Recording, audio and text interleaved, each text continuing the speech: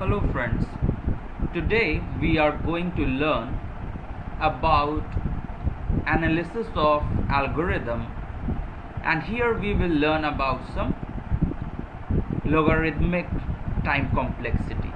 Okay, so we will learn about one of the most common algorithm for searching known as binary search. Okay, so in binary search you are given array of numbers. Okay, so we are given numbers a1, a2, a3, a4 till a of an, and this is the property that it is in ascending order or descending order. Okay, so binary search, what we need to do, so it is sorted, the sequence is already sorted,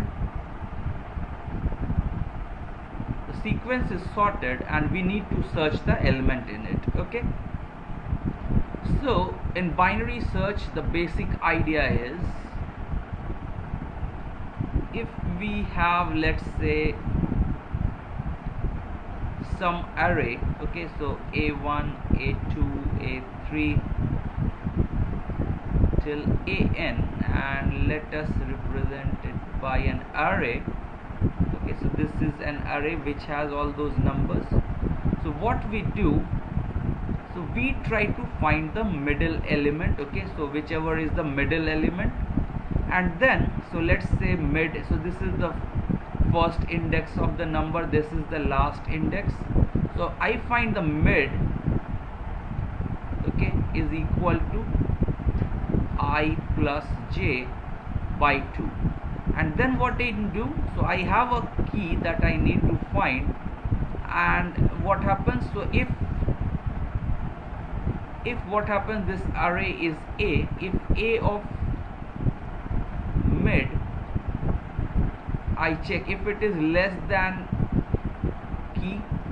So what happens, this means that a mid is less than key. So because this is in ascending order, so it means if a mid, this number is less than key which we are searching, our number will be found in this part of the array only, and I can discard this part. Okay, now I will just search in mid plus 1 to till the end. Okay, now again what I do, so this becomes my new I, and again I try to find this one, the mid is again equal to I plus j by 2. So somewhere I come here, and if what happens, if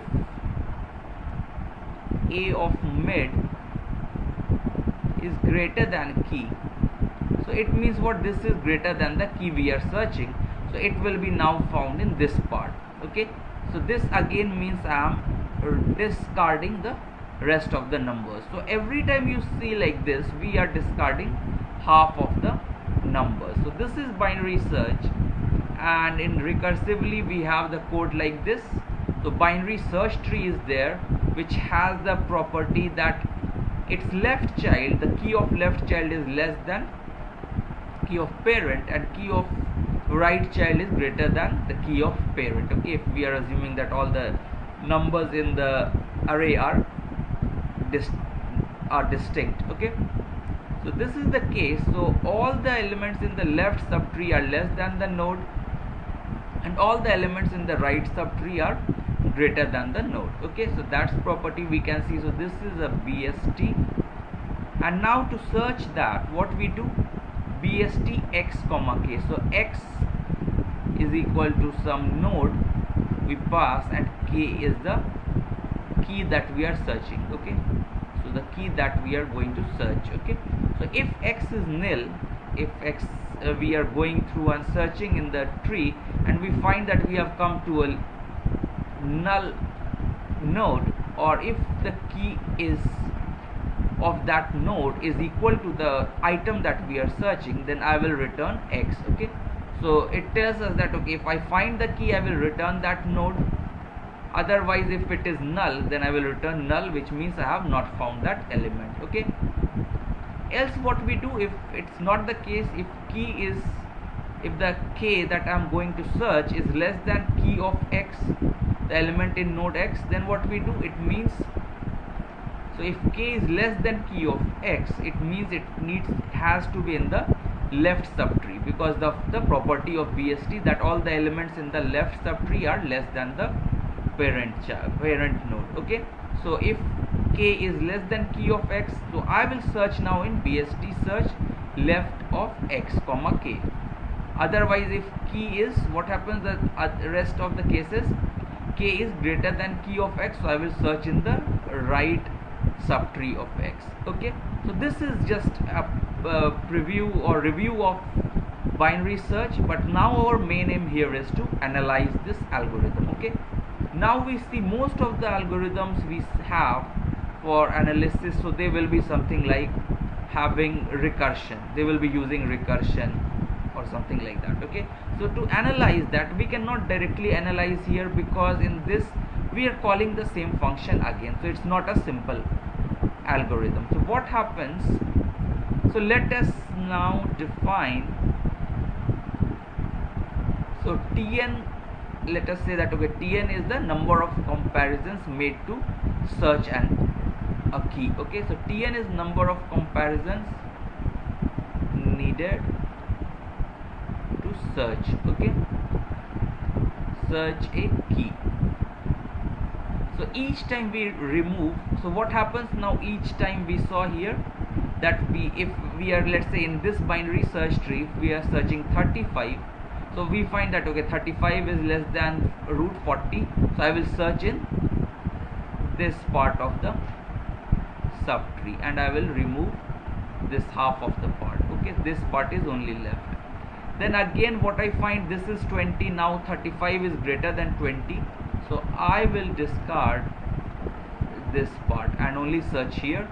Again what happens, I am discarding half of the elements of the subtree, and this way now 35 it's greater than 30, so I will discard this part, I come to 35 and this is equal, so this is my searched element.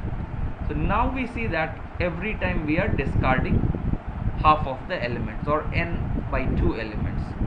So if the number of comparison needed for searching among n elements is T of n, then what happens with this call BST search left of x comma k, so we will be just searching in T of n by 2. Okay, and if it is on the right, so we will be searching on average T n by 2. Okay, so this is the case. Then what happens, so we can write a recurrence relation that, okay, T of n, so we only either search this or this one, we don't do in both of them, we only search in one of them. So this is equal to T of n by 2 plus what, so one line this will be executed, one, let's say this is C1 into 1, and then what happens, this line also, so this will be executed for sure. If this is not true, then it comes here, so this will be executed. So this is also C2, let's say C1 into C2.